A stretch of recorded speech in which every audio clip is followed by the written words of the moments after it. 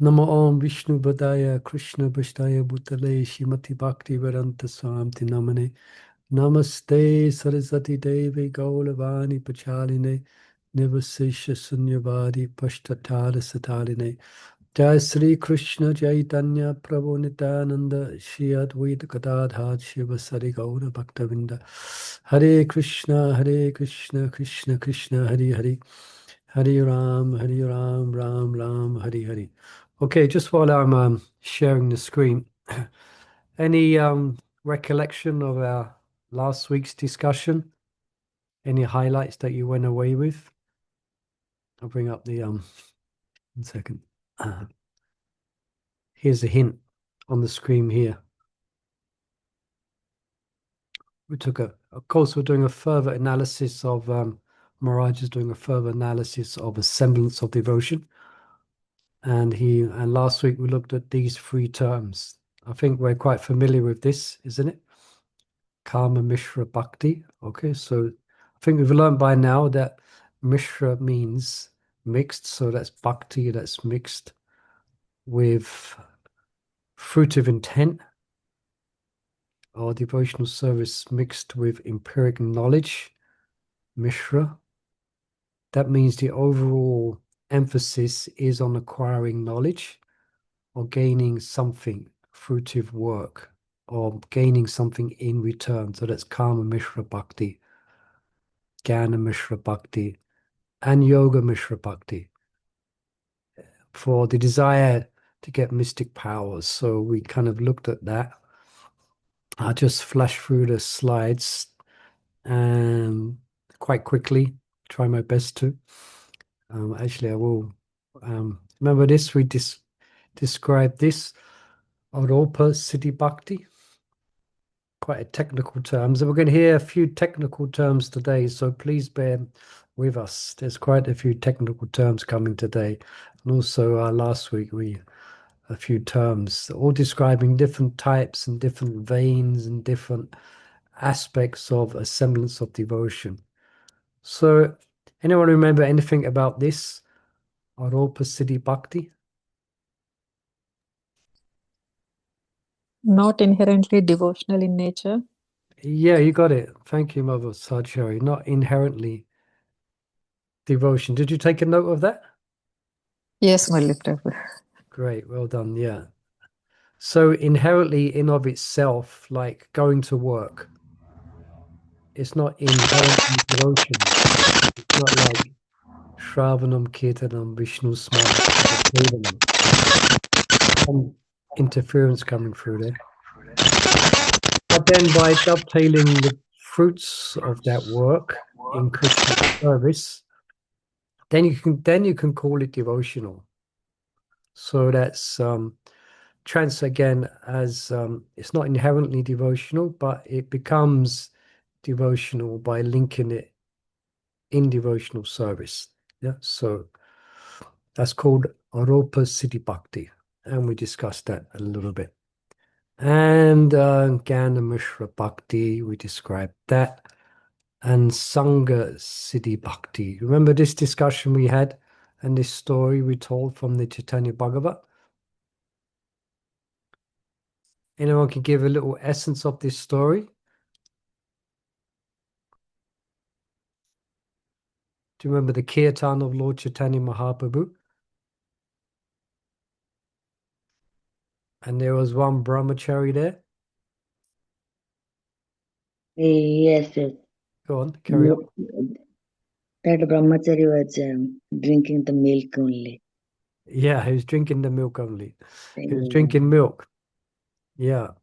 And very austere, very pure-hearted in one sense. And Srivas Thakur saw that as a qualification for him to see the kirtan of Lord Chaitanya Mahaprabhu. But Lord Chaitanya Mahaprabhu sensed someone was present who shouldn't have been there. He was hiding. So then Lord Chaitanya Mahaprabhu declared it, and he explained, that it's not by cultivating, there's some qualities that may be associated with devotion, like the mode of goodness. So sometimes they think people think that's equivalent to actual devotion.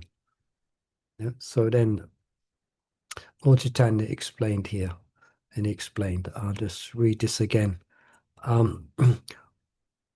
What austerities, yeah, he quickly said, take him out of the house. What power has he to see my dancing? Has he become my devotee by drinking milk? As we said last week, we wish it was that easy. So the Lord raises his arm and he declares, merely by drinking milk one cannot attain me. If even an outcast takes shelter of me, he becomes mine and I become his. Know this without the doubt. Then he went on and then on the slide here you can see, yeah, what austerities did the Gajendra or the monkeys or the Gopas perform? How did they attain me? Yeah, so Sangha Siddhi Bhakti. Yeah, describe that. And then we looked at Yoga Mishra Bhakti. Yeah. And the dangers of Yoga Mishra Bhakti we described that the yoga powers sometimes devotees in their devotional development. They manifest yogic powers as you can see here. This is Kadama Muni described in the Bhagavatam, and here is Subari Muni. And we told that story. Great mystic, he had mystic powers, but he came deviated from his path. Yeah, I'm told briefly that story. That's in the Srimad Bhagavatam as well. Okay. All right, and that was last week. So this week we're going to bring up some different slides. I've been working on these today. As I mentioned before, somehow or another, I have all the chapters in slides, but this part of this chapter I hadn't any slides for, so I was getting them together just today. Okay. Now, when we're discussing about karma, Mishra Bhakti, Jnana Mishra Bhakti, and Yoga Mishra Bhakti, we can also look at it in view of the multivarious religious systems that are in the world. Now, they may not use the same terms, but if you study, actually, we were just speaking about this morning after class, different religious practices like Christianity or Islam. Now, you may read or you may speak to people practicing these different religious systems, and you can use the same analysis. They will have elements of karma, they will have elements of jnana, or not elephants, elements of yoga. Yeah. So Maharaj mentions that it gives a piercing, having knowledge of this, he explains it gives a piercing, non-sectarian insight into the world's multivarious religious systems and philosophies. Yep. So they may have different terms, like they may not use those same terms. So in that sense, it's quite, we're doing this study. So also through this study and analysis of a semblance of devotion in comparison to pure devotion, you can also recognize it in other traditions. And I think I mentioned before that after I've been practicing devotional service for some time and studying the Srimad Bhagavatam, I could appreciate aspects of pure devotion in some of the teachings of Jesus. Yeah, you can look and you can see, oh, this is an aspect of pure devotion. It gives you a good insight into the practices of other traditional religions. Now, there's a common question that is often asked, and you may have been asked it yourself. Yeah, so I'll bring this and I'll ask this here. So we understand and appreciate that there's only one God, okay? I'm sure we're all clear on that. God is one. Yeah. So the question then comes is here, why are there so many religions in the world? And often that's given as an argument by atheists as the reason not to practice or not to believe in religion. Because which one or who do you pray to? So they sometimes put that forward as a reason not to have any faith at all, not to have any faith in God at all. But how would you answer this? Anyone might like to offer an answer to this if you're asked. If God is one, say if someone comes to the temple and they asked this question after we've established God is one, so why are there so many different religions in the world?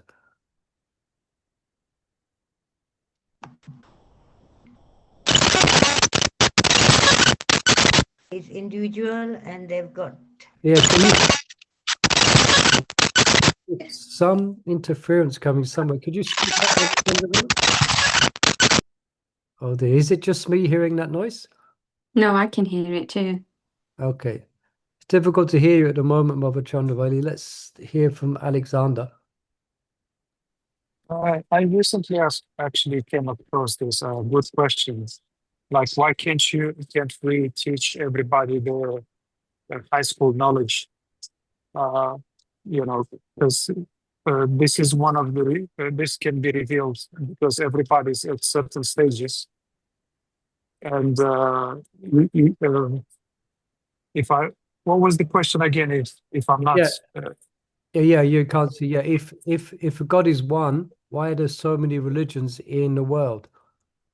and because we cannot teach high school knowledge to those who are in elementary school, and so at different stages, people receive different kind of form of religion. Yeah, I think. Yeah, you are. Yeah, thank you, Alexander. You're on the right track. What sometimes is said, or sometimes it may be explained, that according to one's nature or according to the culture, then there's religion is expressed in different ways according to particular culture. And sometimes I explain it like that to people. Yeah. Vijay Krishna Prabhu, you had your hand raised?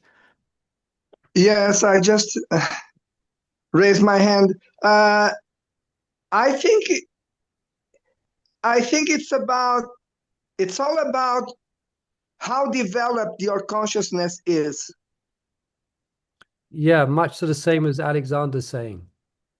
Yeah, and it reminds me of Krishna chanting to Arjuna in his Bhagavad Gita that he doesn't allow himself to reveal himself to the foolish and unintelligent. Yeah, very good. Yeah.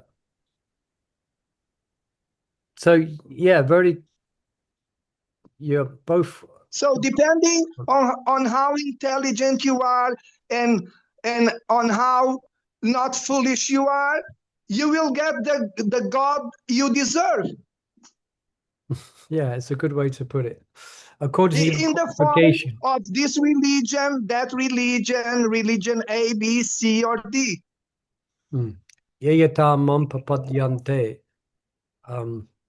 Alexander, you had another point you want to bring up? Your hand just came up again.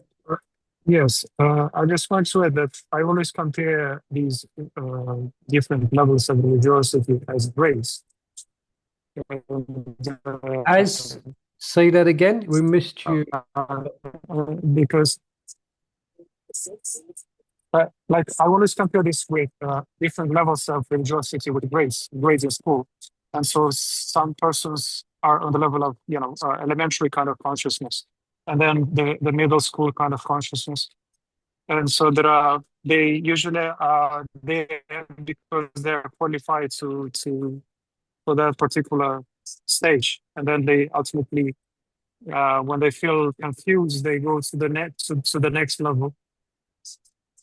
Yeah. And so for that reason, there is different kind of religions Jesus brought to the West, to the to I mean to Egypt, yes, uh, specific religion for that, for their consciousness, because they consumed meat and alcohol and wine, and so they weren't ready to receive something beyond that, Yes, yes, very like good.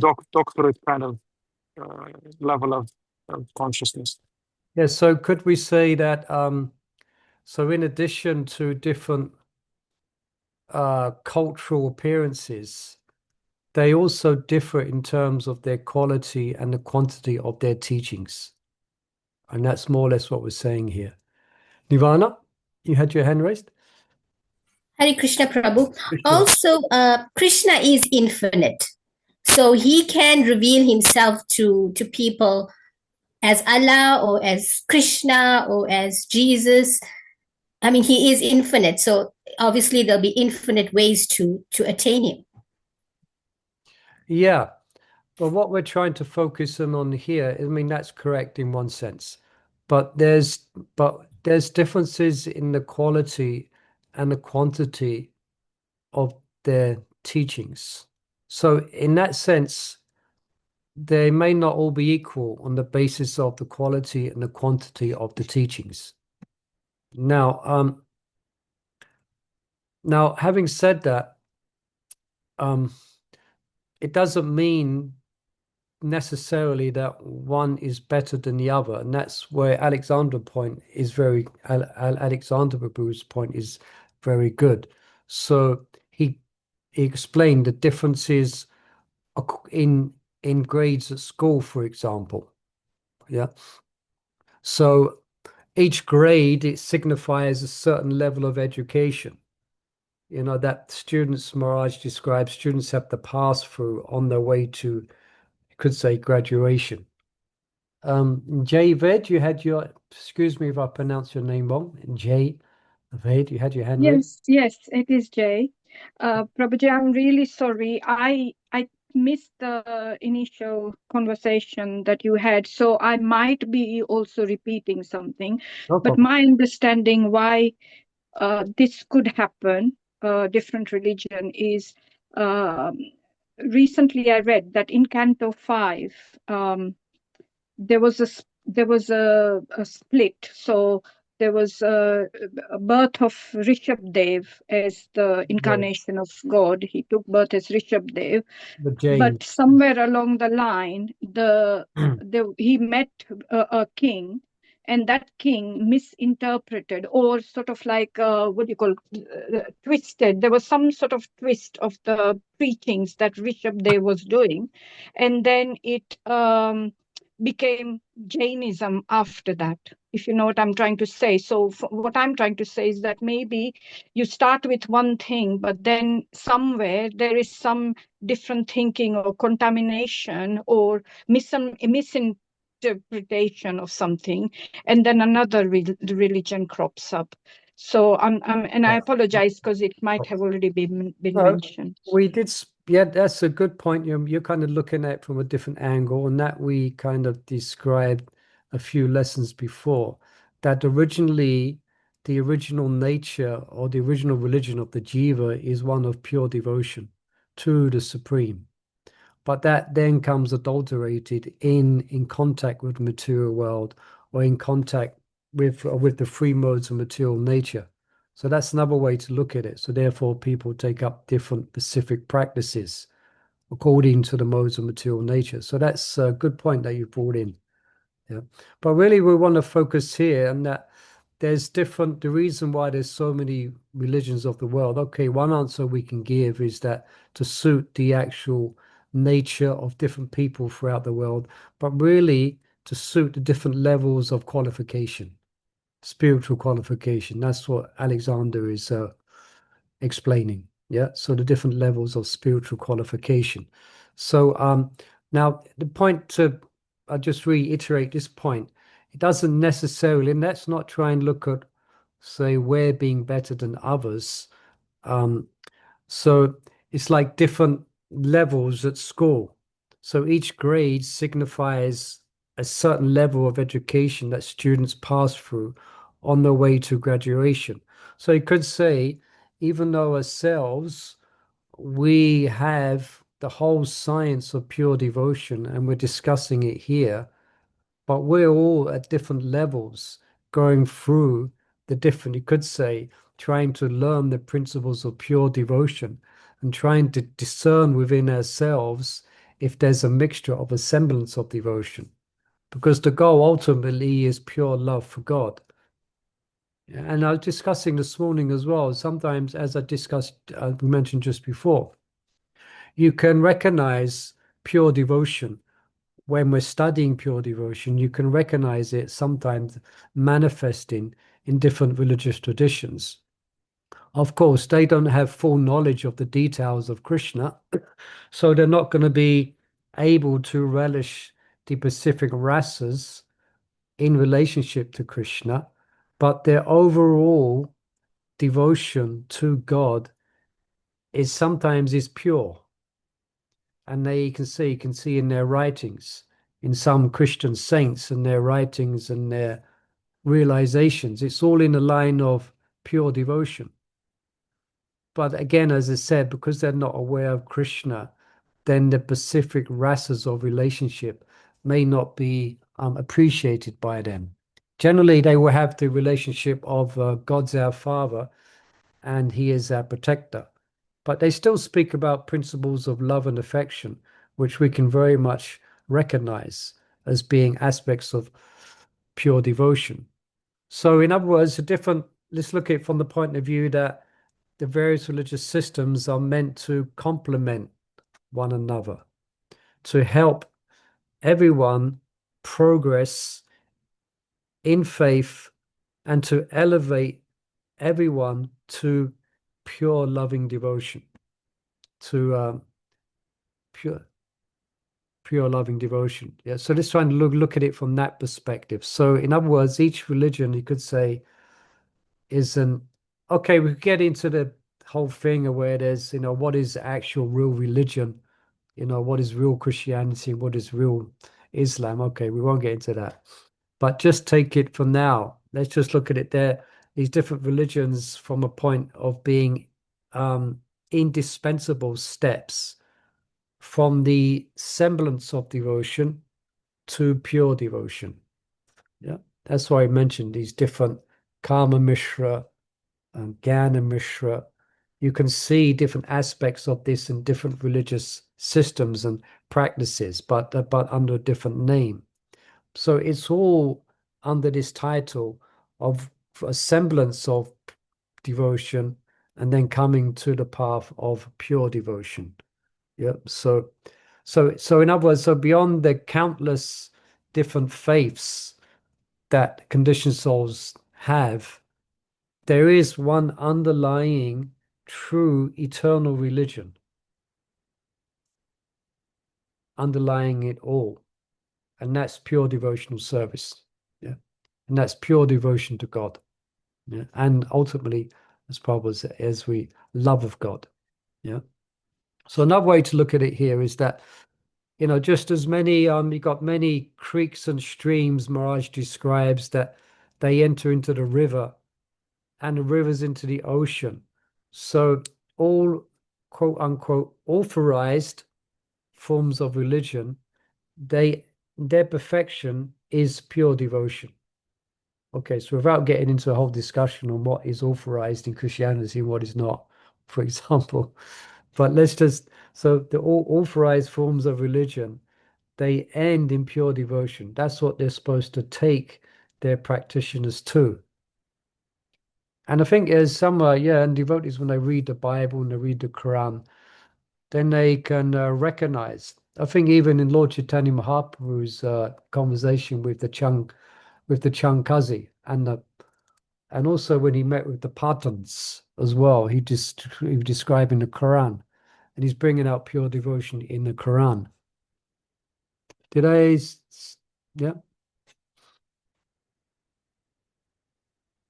Ramanath Sutapu, did I saw your hand raised there? I saw your name pop up. Perhaps you just joined us. Welcome if you just joined us. Hare Krishna. Okay, so Yeah, Hare Krishna. I just joined. There's no Yeah. question. Hare Krishna. Nice to have you, Ramana Prabhu. Hare Krishna. Okay. So now it's good at this point, Marge brings out here to able us to identify and make a clear contrast with the different semblances of devotion, which we have been discussing from the original. Now, again, Marge brings out here, which will be the subject of part 2, he brings out that devotion which is free from karma, jnana, and yoga. So first he quotes Jiva Goswami. So Jiva Goswami's appearance day to day, Jiva Goswami ki jai. So he mentions, you see this word here, Sarup Siddhi Bhakti. So Jiva Goswami describes it as, so we've described the Rupa Siddhi Bhakti. Now we're looking at here, Sarup and Sangha Siddhi Bhakti. And now we're hearing about Sarupa Siddhi Bhakti. So this is what is manifest when one's devotion is no longer mixed. There's no mishra, when it's not mixed with jnana or karma. And when a devotee has pure, unwavering devotion to the Lord. So Jiva Goswami explains it as Sarupa Siddhi Bhakti. I just quote here. This kind of devotional service is characterized by different various devotional activities. So what's the characteristics of that? That begin with hearing and chanting. Yeah, so, and what Jiva Goswami is describing is what is highlighted by Prahlad Maharaj. So we have this famous verse here. Shravanam Kirtanam Vishnu Smarara Pada Sevanam Ajnam Bandhanam Dasyam Sakyam Atma Nivedanam. Right, so amongst all the different semblances of devotion which we have mentioned, and we're going to mention some more, yeah, this is very clear, it's very uncluttered. Yeah, this is the 9 angas of pure devotion. Shravanam Kirtanam Vishnu Smara Pada Sevanam. So this is in contrast to the labyrinth, although it can seem like the semblance. So in contrast, the semblance of devotion can often be a bewildering labyrinth. Now, what's interesting here is that Krishna is so kind, this is a point we want to bring out here, that he gradually reforms, this is what we've been discussing, he's gradually reforming the semblance of devotion. Do you remember Jiva Goswami also calls it cheating?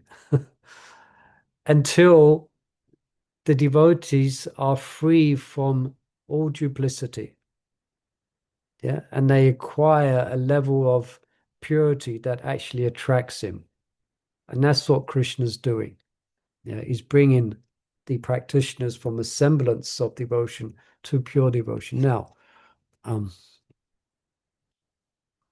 so next discusses what's the results of the different kinds of semblance of devotional service. So someone like to read this here? This is from 6th canto.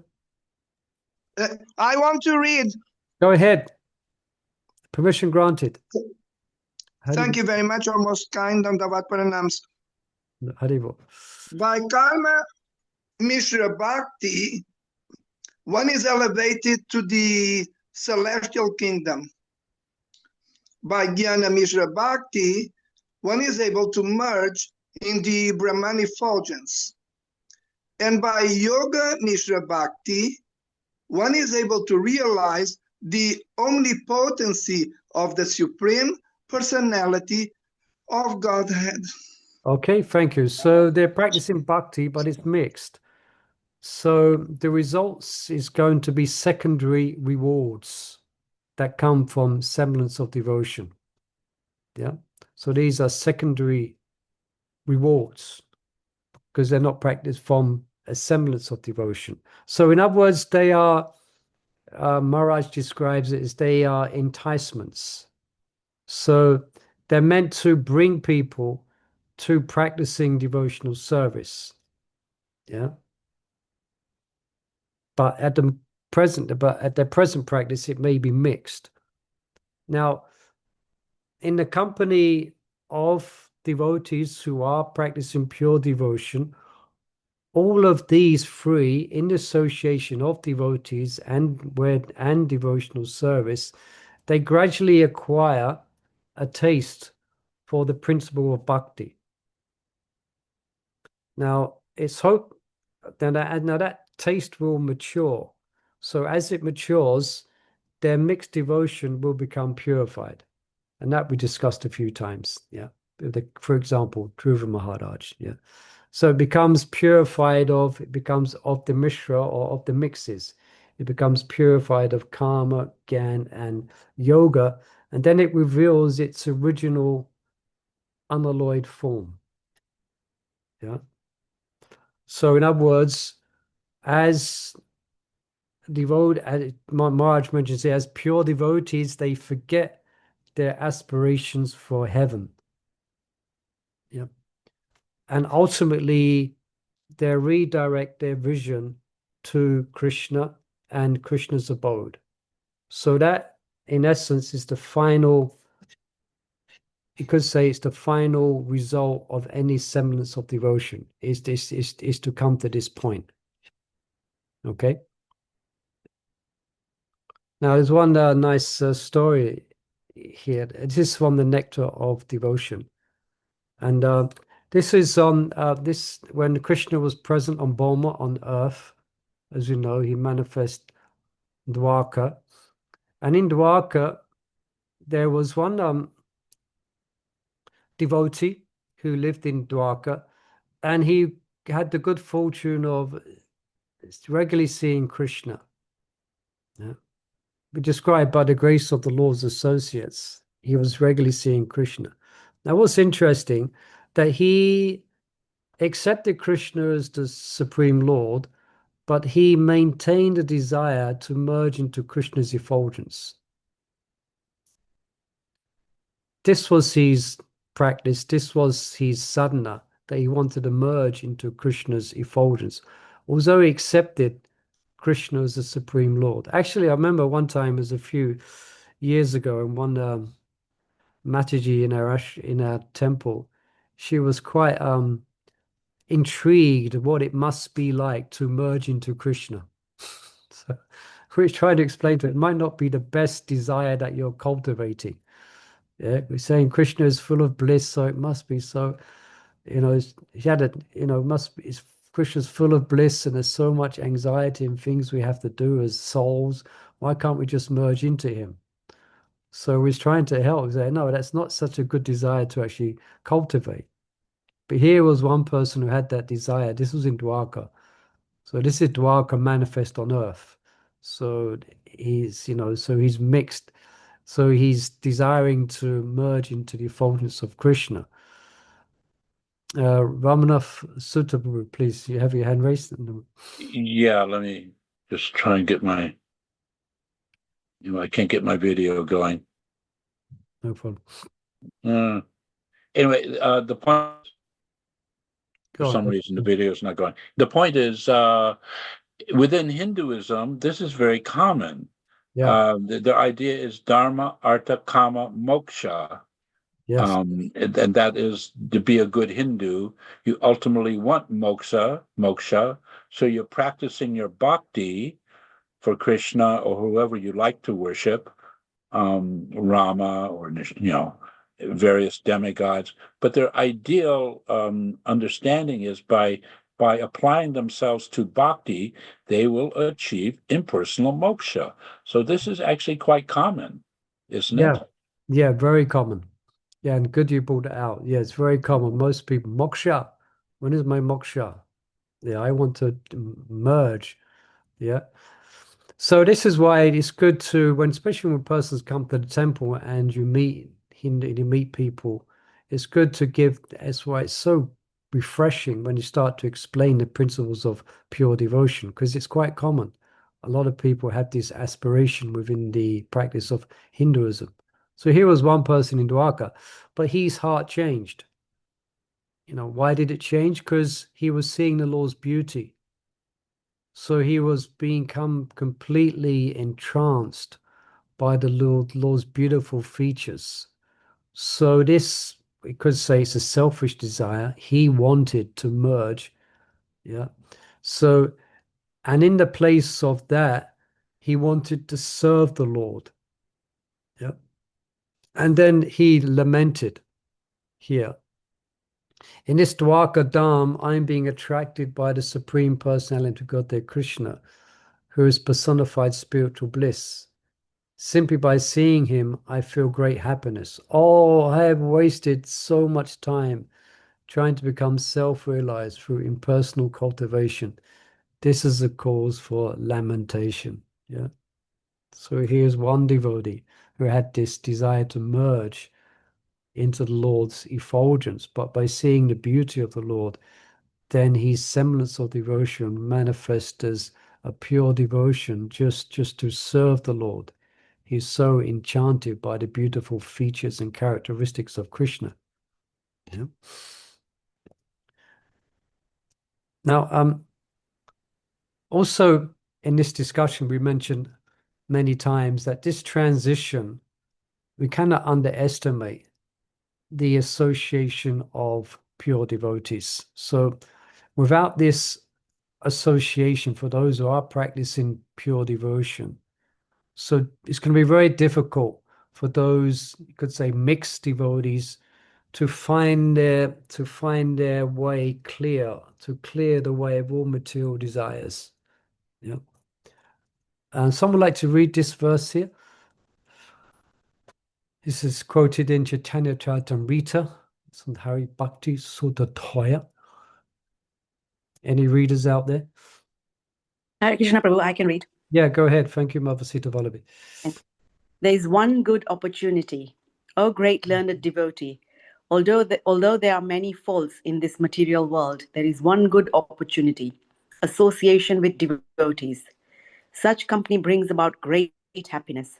Due to this good quality, our strong desire to achieve liberation by merging into the Brahman effulgence has become weakened. Yeah. So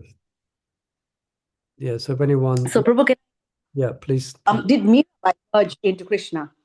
Sorry, say again. Your words got gobbled up there. Right? Say again, slowly. Can you hear? I can now. Mirabai, did she merge into Krishna or? I don't know, Mirabai.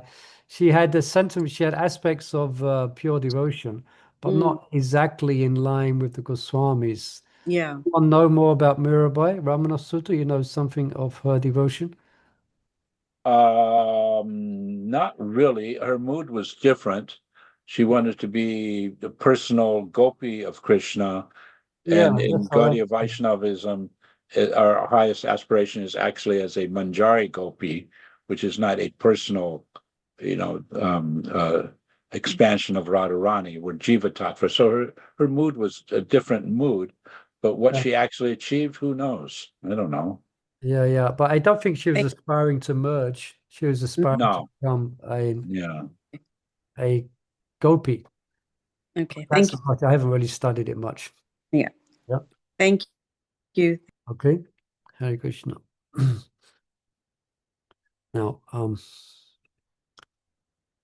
having said that, we've been speaking about different semblance of devotion, but as you know, speaking about devotees, but they're not all, according to Vaishnavas, not all practitioners of a semblance of devotion, Maharaj describes, are worthy to be called devotees. So we'll explain that. Now some of them, although we've been describing the path of transition from semblance to pure devotion, some of them are not elevated to pure devotion. They will stagnate. Yeah. Others might even slide into a state of being completely devoid of devotion. Yeah. So it very much depends on the degree to which bhakti or devotion is present in their spiritual disciplines. Like I mentioned, you got a yogi who's doing meditation. Then for that yogic path to be successful, they have to have an aspect of appreciation of the Supreme, of devotion to the Supreme. Even though they might not have a clear conception of the Supreme, they have to see themselves being dependent on their practice upon the grace of the universal or the Supreme. Yeah, they have to have some aspect of appreciation. Now, if that's not there, they're just going to stagnate. Yeah. So it very much depends to what degree devotion is present in their specific spiritual sadhana or spiritual disciplines. Now here, this is where we're going to bring out some technical terms. I was trying to understand this myself today. I read through it 2 or 3 times. And here, this is from Srimad Bhagavatam. Prabhupada's bringing out some technical terms here for semblance of devotion. And so he mentions here, Bhakti may be considered in 3 stages. One is called Guni Bhakti, Pradhani Buddha, and Kevala. Okay, now you don't have to memorize all these terms, but give a good appreciation of the different degrees or different types of semblance of devotion. Okay, so semblance of devotion which is mixed with empiric knowledge. Yeah, so in other words, when devotion is dominated by the desire for knowledge. So devotion is there, but the desire for knowledge outweighs the devotional aspect, and that's prominent in one's practice. Yeah, the desire to accumulate knowledge is prominent. So that's called Guni Buddha Bhakti. And someone is known as a Jnani then. Now, when devotion is stronger than the desire for knowledge, that's called Pradini Buddha Bhakti. And the practitioner is called the Jnana Mishra Bhakta. So a Jnani, then a Jnana Mishra Bhakta. Okay, and pure devotion, as we know, is called Kevala. And the devotee is called a pure devotee. Now, so the technical name for semblance of devotion, in which devotion dominates karma, jnana, or yoga, this is Pradini Buddha Bhakti again. All right. Now, if these practitioners, if they get the association of Vaishnavas, this type of devotion can become elevated to pure devotion. And then Maharaj goes on to describe what we spoke of a couple of weeks ago. You know, the 4 types of persons who approach Krishna, the pious persons. I think we described this last week as well in the 7th chapter. They're all considered technically Pradhani Buddha Bhaktas. So the distressed, the inquisitive, and those who are seeking wealth are in the Karma Mishra category, and the wise are in the Jnana Mishra category. So in this way, one second, just go move something here.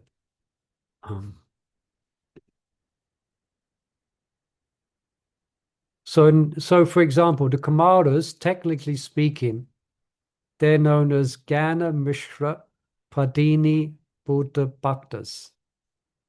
So we don't generally refer to them as that. So we call them Jnana yogis. Yeah, but technically speaking, it's Jnana Mishra Pradini Buddha Bhakti. One second, let's go. Okay. Now, any questions about that? Sorry, a bit technical, a few terms there. Yeah, Ramanath Sutabu, please. Yeah. It's a bit ironic that as a devotee advances in Krishna consciousness, they think of themselves more and more less worthy, actually, of being actually called a devotee. I sometimes tell the devotees, it's best to think of yourself as aspiring to be a devotee, as like a very exalted, lofty goal. And in the meantime, as you're aspiring to be a devotee, you're serving those who are servants of Krishna. You're servants of the devotees of Krishna. So that way you avoid thinking of yourself, I'm a devotee. Because as soon as you think I'm a devotee, there's a kind of egoism in that. Yeah, I'm better than other people. Yeah, that's an interesting aspect that you're bringing out when it comes to the actual personal practice of a devotee. That we are aspiring to be devotees, so that's a good meditation to actually have. So Yeah, it's a good mission. It's good you brought it out as another aspect of this. But from a objective perspective, we can say that they are devotees, and they're exactly. For practical objective purposes, we talk about the devotees, and devotees. so many devotees come to the temple, devotees this, devotees that. Yeah, Yeah. But practically speaking, from another point, the devotees, Mother Yasoda is a devotee, Srila Vyasadeva is a devotee, Sukadev Goswami is a devotee. We are apprentices. I think in one place Prabhupada explains it like that. We are yeah. practicing to actually be devotees. So That's a good way of thinking of it too. An apprentice. an apprentice. We aspire for that position, but it's a very exalted position actually to be a.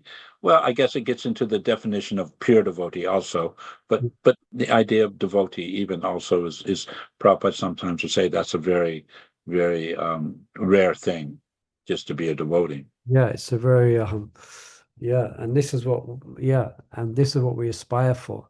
Yeah, we are Right. practicing. Yeah, so thank you for bringing that out. Again, so here the technical name for semblance of devotion in which non-devotional qualities of karma, jnana, and yoga dominate is guna bhuta bhakti. Okay. Now, some yogis or some that they may not they may not humble themselves before Vaishnavas. Yeah. They may take to devotional service just to attain heaven or mystic power. So in that sense, they're not devotees. They're not actually getting the association of devotees, not trying to learn the principles of pure devotion. So although they're practicing a semblance, technically speaking, acharyas describe that they are not technically devotees. Yeah, they are karmis, jnanis, or yogis. Yeah. Now, yeah, so and they're trying to achieve perfection, but because they're not on the path going towards pure devotion, then this verse is speaking about such persons here. Someone like to read this verse? This is Lord Brahma from the 10th canto. Hare Krishna Prabhu. Hare Krishna, yes, Mother Sangeeta Priya, please. My dear Lord, devotional service unto you is the only auspicious path. If one gives it up simply for speculative knowledge or the understanding that these living beings are spirit souls and the material world is false, he undergoes a great deal of trouble. He only gains troublesome and inauspicious activities. His actions are like being a husk that is already devoid of rice. Okay. Yeah, thank you. Yeah. Like being a husk that is devoid of rice, his labor becomes fruitless. I'm sure a lot of us are familiar with this verse. Yeah. If someone, my dear Lord, devotional service is the only auspicious path. If someone has no aspect of bhakti in their practice, then it's pointless. Yeah. It is like beating an empty husk. Yeah. Devoid of rice, it becomes fruitless. Okay. So now, here we go. Subdivisions of mixed devotion. Okay, some more technical terms we're going to bring out here. Let me just check here. Yeah. Now, this is, I'm sure some of us probably know, we have the yoga ladder. We haven't really mentioned that so much. Maharaj brings it out a little here. So these categories of semblance of devotion, karma, jnana, and yoga, they all contain various degrees of, the common ingredient is devotion, but they have their own unique traits. Yeah. So work is karma yoga, knowledge is jnana, and yoga, or maybe they're contemplative. Yeah. So these four ingredients, this work or devotion, work, knowledge, and meditation, they combine to form innumerable subdivisions in each of the three categories that we've just mentioned. And in that, and here Prabhupada says, actually, the path of devotional service is one without the second, but according to the devotee's condition, devotional service appears in multivarious varieties. So multivarious varieties. So the elements of yoga, devotion, work, knowledge, and meditation, they combine in many different ways. So you get a broad category of a semblance of devotion. And now I'm just going to read something directly from the Suddha Bhakti Cintamani now. I was going to write it out, but it was quite a bit to put on a slide. So let me just try and share. So I can do it. Documents.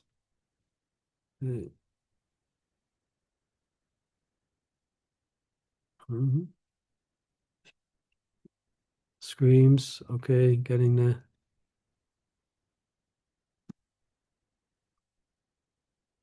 Okay, you can see the screen with a highlighted Yes. yellow. Now this is the part where we're studying at the moment. It's subdivisions of mixed devotion. Okay, so I'm just going to, rather than try and explain, which is impossible to explain all these different divisions of semblance of devotion, but to give you an appreciation of how many different mixtures there are, we'll just read directly here. So I can read here. Lord Chaitanya's explanation of the famous Atmarama verse is an exposition on some of the many kinds of mixed devotee and non-devotee spiritualists. Sri Chaitanya Mahaprabhu describes the verse to Sanatana Goswami in only 61 ways. By his own admission, he has spoken of only a few of the unlimited kinds of mixed devotees. So it's, we've just described a little part of it that's unlimited. And he goes on to describe, of the self-satisfied sages, the Lord describes the following 13 types of jnanis and yogis to give an idea of the varieties in mixed devotional service. 1. The sadhaka, or the neophyte performer. The Brahma 2, the Brahma Maya, or the one absorbed in the thought of impersonal Brahman. Prapta Brahma Laya, the one who has truly attained Brahman perfection. Now, all of these got some aspect of bhakti in their practice, okay? Me Muksho, the one who desires liberation. Jivan Mukta, the one who is liberated in this life. Now, number 6 is interesting because it's in the line of pure devotion. Yep. Prapta Sarupa, it happens to be included here. The one who has attained his original constitutional position. Okay. Number 7, Nigranti Muni, the completely liberated saint. 8, Sagaba Yoga Rukshu, the yogi meditating on the four-handed Vishnu form and desiring yogic perfection. 9, Nigaba Yoga Rukshu, the one who is trying for perfection in impersonal meditation. 10. Sagarbha Yoga Hruda, the one who has been elevated to the platform of yogic perfection by meditating on the Vishnu form. 11. Nigarbha Yoga Hruda, the impersonalist yogi on the platform of perfection. 12. Sagarbha Prapta Siddhi, the one who has attained the perfectional stage by meditating on the Vishnu form. And 13. Nigarbha Prapta Siddhi, the one who has attained perfection by practicing impersonal meditation. So the following calculations are meant to give the reader a further indication of the complexities of mixed devotion. The 4 basic ingredients of the semblance of devotion can be combined in 24 ways. 11. Add to them the influence of the 3 modes of nature, and this combination increases to at least 72. A conservative estimate considering that the modes interact unlimitedly. By Srila Prabhupada's calculation, the influence of nature is responsible for at least 81 categories of devotion. So that's semblance of 81 different categories. 12. In addition, there are 3 kinds of devotion, which we've described: Aropa Siddhi Bhakti, Sangha Siddhi Bhakti, and Sarupa Siddhi Bhakti. That brings the combination to 216. Sri Jiva declares that a practitioner of bhakti can be either improperly motivated, sakatava, or not, akataiva tathava. This additional twofold division brings the combination to 432. Then there is a second twofold division based on the relative proportion of karma, jnana. You had enough so far? You want to hear? Just a few more lines of karma, jnana, and yoga mixed with bhakti. Either devotion dominates or one of the other ingredients dominates. This brings the combination to 864. And as a final eye-opener, there are both qualitative and quantitative possibilities for each of the 4 basic elements. For instance, a person may have knowledge of the soul, but no knowledge of Krishna. Or if he knows Krishna, he may know him either as the super soul, the Lord of Dwarka, or the moon of Vrindavan. Okay? Let me just get back here. Now, so basically what we're explaining here, what Maharaj is bringing out, is there's so many varieties. So it's actually endless. So this gives an approximation of how many different types of semblance devotion are there. Now, this is not, it's not meant to be precise. It's just we're just getting a little glimpse of the phenomena of a semblance of devotion, So this is now, Maharaj writes actually, this is not meant to confuse or overwhelm us, but it's simply, it's brought out simply to give us an idea of the details that we have been mentioning so far in this particular chapter. So also it's it's not, we don't need to get into all these details, but there's basic principles, but the basic principles underlying the semblance of devotion, this is what we've explained. Alexander Prabhu, you had a question?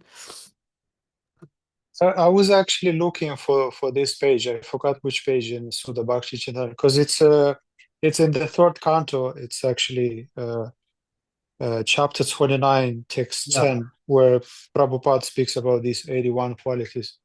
Atmarama, yeah. Yeah, and essentially these for the 9 limbs of devotional service can be in 3 modes: ignorance, passion, and goodness.